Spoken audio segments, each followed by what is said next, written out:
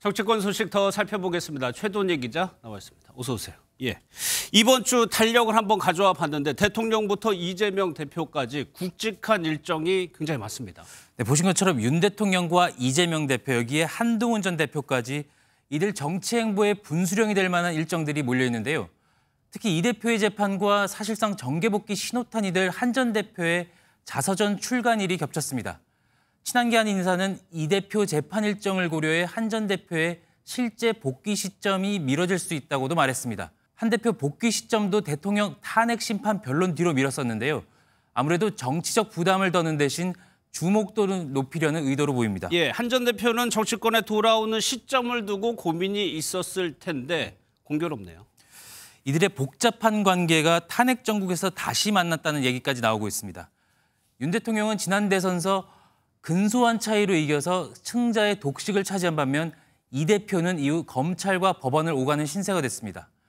윤 대통령과 이 대표의 첫 만남도 2년이 다 돼서야 이뤄질 정도로 두 사람의 관계는 좋지 않았는데요. 또 한 전 대표는 현 정부의 황태자로 불리며 법무부 장관부터 비대위원장, 당대표까지 승승장구했습니다.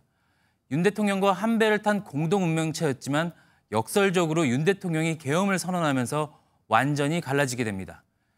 윤 대통령과 이재명 대표 그리고 한동훈 전 대표 세 사람의 운명은 기이하게도 이번 주 또다시 극명하게 갈리게 됐습니다. 예, 그러면요 한동훈 전 대표 말고 여권의 다른 대선 주자들의 움직임은 어떻습니까? 여당 대선 주자들은 그동안 대통령 탄핵 심판이 진행되고 있다는 이유로 관련 언급을 당 안팎에서 자제해온 게 사실입니다. 하지만 만일의 경우 탄핵이 인용돼 조기 대선이 확정되면 이들에겐 시간이 없다는 게 딜레마입니다.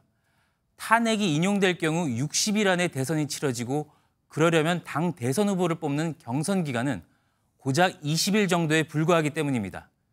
이 과정에서 탄핵에 대한 여권 내 노선 투쟁이 한층 격화할 것으로 보이는데요.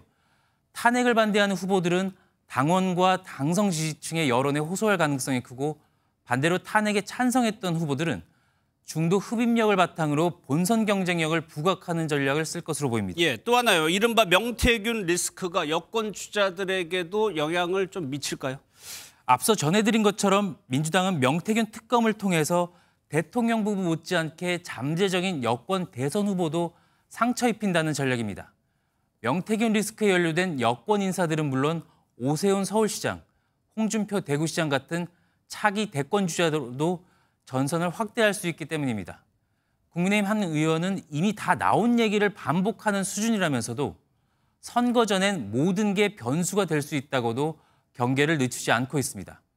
반면 명태균 리스크에서 상대적으로 자유로운 김문수 장관이나 한동훈 전 대표는 이런 야권의 공세에 적극 반대하기보다는 침묵하는 표정 관리에 들어갈 것으로 보입니다. 알겠습니다. 잘 들었습니다. 최돈희 기자였습니다.